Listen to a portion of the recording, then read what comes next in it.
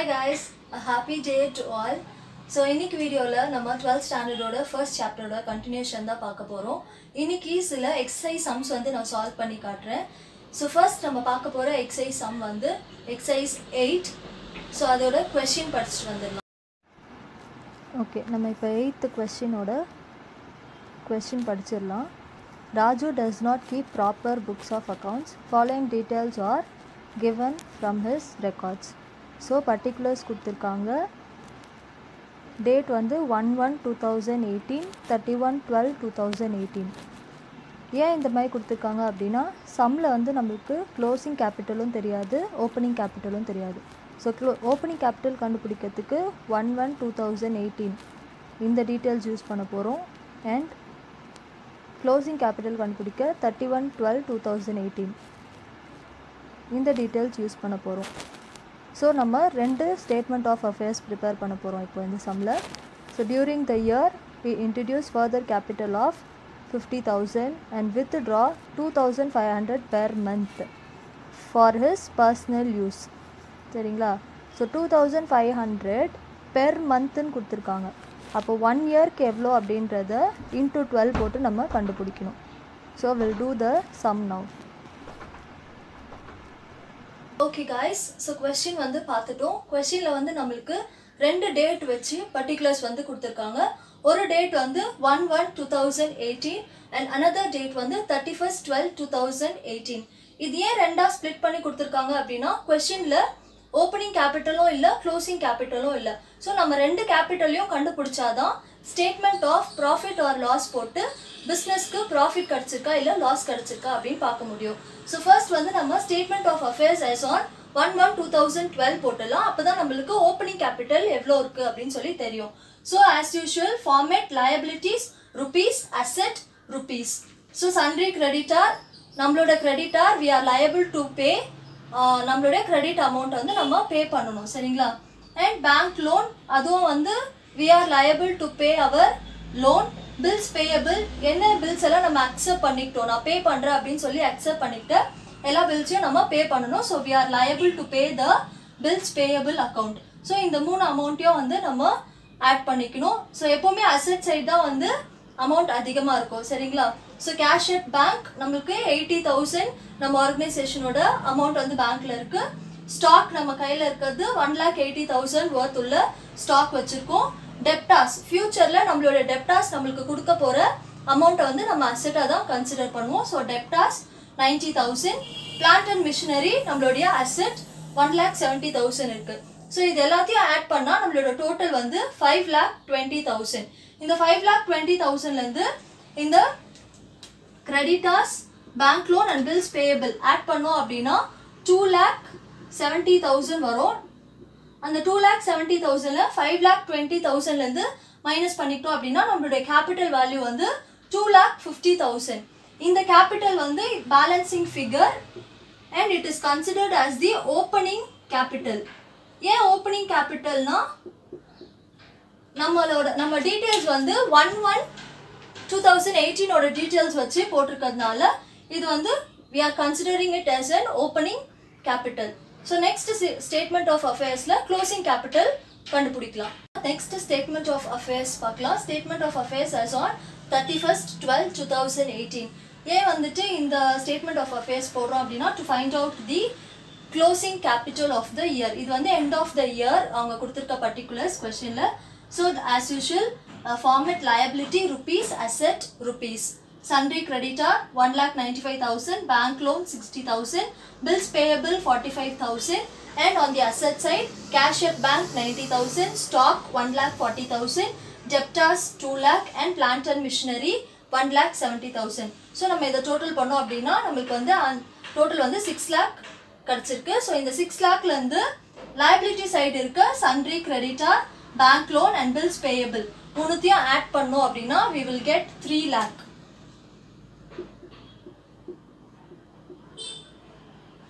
So total amount 6 lakhலேருந்து இந்த total இந்த மூணுத்தையும் டோட்டல் பண்ண அமௌண்ட் 3 lakh மைனஸ் பண்ணோம் அப்படின்னா நம்மளுடைய பேலன்சிங் ஃபிகரான கேபிட்டல் இஸ் ஆல்சோ 3 lakh. சரிங்களா? ஸோ இந்த கேபிட்டல் வந்து closing capital.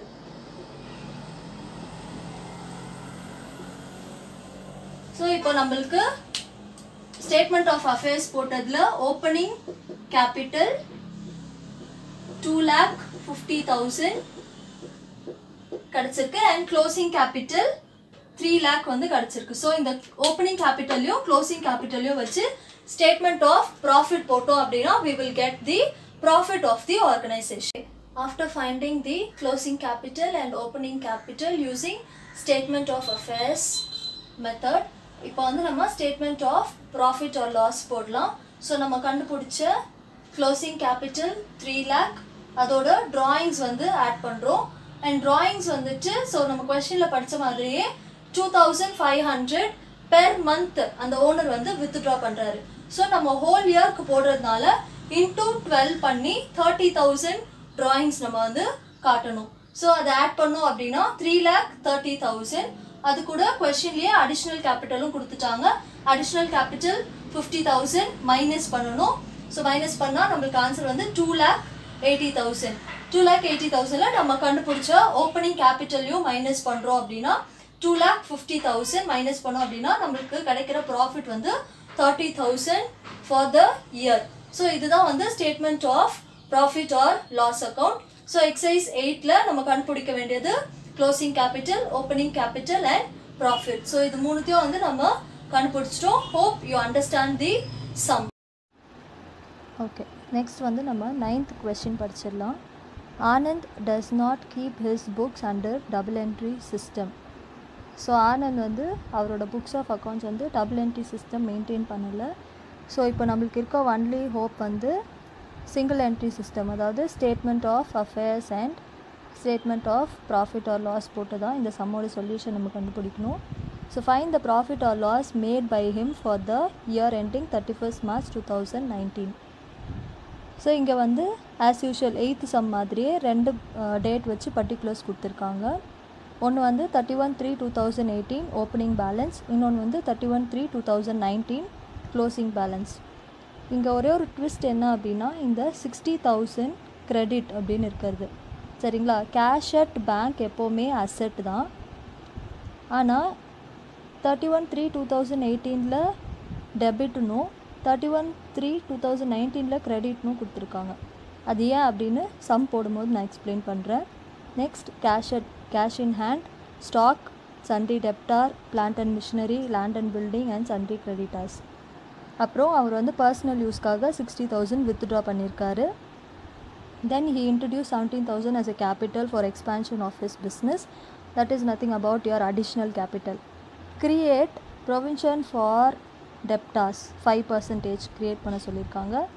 And plant and மிஷினரிக்கு depreciate பண்ண சொல்லியிருக்காங்க 10%. ஸோ இந்த 5% ப்ரொவிஷனும் 10% டெப்ரிசியேஷனும் இயர் எண்டிங்கில் தான் நம்மளால் பண்ண முடியும். சரிங்களா, ஸோ இயர் எண்டில் அதோட அட்ஜஸ்ட்மெண்ட் போட்டு இப்போ சம் வந்து நம்ம பார்க்கலாம். நெக்ஸ்ட் சம் வந்து எக்ஸசைஸ் 9. ஸோ கொஸ்டின் வந்து நம்ம ரீட் பண்ணிட்டோம். கொஸ்டினில் வந்துட்டு 8th சம் மாதிரி இங்கேயும் வந்து நம்மளுக்கு 2 டேட்ஸ் கொடுத்து சம் வந்து கொடுத்துருக்காங்க. ஸோ நம்ம க்ளோசிங் கேபிட்டலும் கண்டுபிடிக்க போகிறோம், ஓப்பனிங் கேபிட்டலும் கண்டுபிடிக்க போகிறோம் using statement of affairs. So first statement of அஃபேர்ஸில் ஒரு பிரச்சனையும் கிடையாது.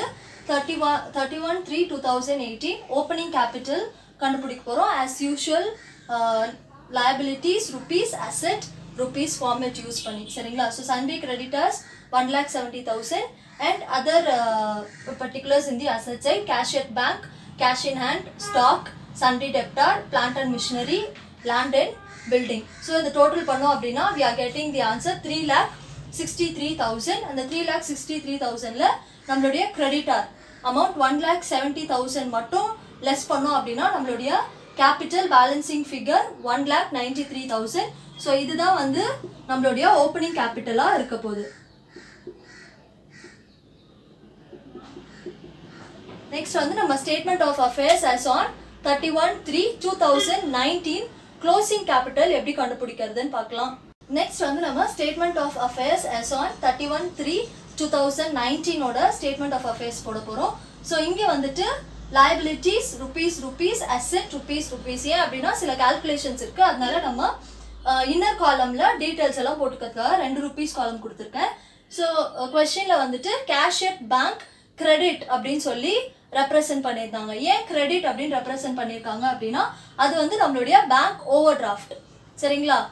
பேங்க் ஓவர் டிராஃப்ட்னா என்னன்னு ஆல்ரெடி சொல்லியிருக்கேன். இப்போ வந்து நம்ம கிட்ட ஒரு 1 lakh இருக்கு பேங்க்ல அப்படின்னா நம்ம அந்த டெபாசிட்டை தாண்டி நம்ம வித்ட்ரா பண்றது தான் வந்து பேங்க் ஓவர் டிராஃப்ட். வித்ட்ராயிங் மோர் தென் அவர் டெபாசிட். சரிங்களா? ஸோ அப்படி இருக்கும்போது அதை கிரெடிட் அப்படின்னு சொல்லி ரெப்ரசென்ட் பண்ணியிருந்ததுனால அது நம்ம பேங்க் ஓவர் டிராஃப்டா எடுத்து liability சைட் அந்த 60,000 காட்டுறோம். ஸோ ஃபர்ஸ்ட் கிளாரிஃபிகேஷன் வந்து ஓகேவாயிடுச்சு. ஸோ நெக்ஸ்ட் வந்து sundry creditors as usual 1,30,000. So coming to the asset side, assetல வந்து cash in hand 4,500. next stock no problem 45,000. sundry debtor questionல வந்து sundry debtorக்கு 5% provision provide பண்ண சொல்லியிருக்காங்க. So ப்ரொவிஷனை வந்து எப்பவுமே நம்ம என்ன பண்ணுவோம் அப்படின்னா sundry debtorல இருந்து லெஸ் பண்ணணும். ஸோ 90,000 sundry debtor அமௌண்ட் கொடுத்துருக்காங்க. அதுல இருந்து 5% கண்டுபிடிச்சோம் அப்படின்னா 90,000 into 5 divided by 100 போட்டோம் அப்படின்னா ஆன்சர் வந்து 4,500 ஆன்சர் வரும். அந்த 90,000ல இருந்து 4,500 மைனஸ் பண்ணீங்க அப்படின்னா அவுட்டர் காலம்ல 85,500 நம்மளுடைய ஆன்சர் போடுறோம். Next plant and machinery 10% depreciation provide பண்ண சொல்லியிருக்காங்க. சரிங்களா? ஸோ 80,000ல 10% 80,000 into 10 divided by 100 போட்டிங்கன்னா 8,000 வரும். அந்த 8,000 மைனஸ் பண்ணோம் அப்படின்னா 72,000 ஆன்சர் வந்து அவுட்டர் காலம்ல போட்டிருக்கோம். And land and building 1,40,000. இதெல்லாம் ஏன் statement of affairs as on 31/3/2018க்கு போடல அப்படின்னா அதெல்லாம் ஓப்பனிங். எப்பவுமே இந்த மாதிரி அட்ஜஸ்ட்மெண்ட்ஸ் எல்லாம் வந்து closing end of the year தான் வந்து போடுவாங்க. ப்ரொவின்ஷனும் சரி டெப்ரிசியேஷனும் சரி எண்ட் ஆஃப் த இயர் தான் போடுவாங்க. அதனால இந்த ஸ்டேட்மெண்ட் ஆஃப் அஃபேர்ஸ்ல போட்டு நம்ம ஆன்சர் வந்து கண்டுபிடிக்கிறோம். ஸோ இப்போ நம்மளுக்கு டோட்டல் பண்ண ஆன்சர் வந்து 3,47,000. ஸோ 3,47,000ல இருந்து நம்மளுடைய பேங்க் ஓவர் டிராஃப்ட் அதாவது கேஷ் அட் பேங்க் அப்படின்னு சம்ல கொடுத்துருக்க bank over draft 60,000 plus sundry creditors 1,30,000. இது ரெண்டுத்தையும் வந்துட்டு 3,47,000ல லெஸ் பண்ணோம் அப்படின்னா நம்மளுடைய ஆன்சர் வந்து 1,57,000 தான் வந்து நம்மளுடைய கேபிட்டல் அமௌண்ட். இந்த கேபிட்டல் அமௌண்ட் தான் வந்து நம்மளுடைய க்ளோசிங் கேபிட்டல்.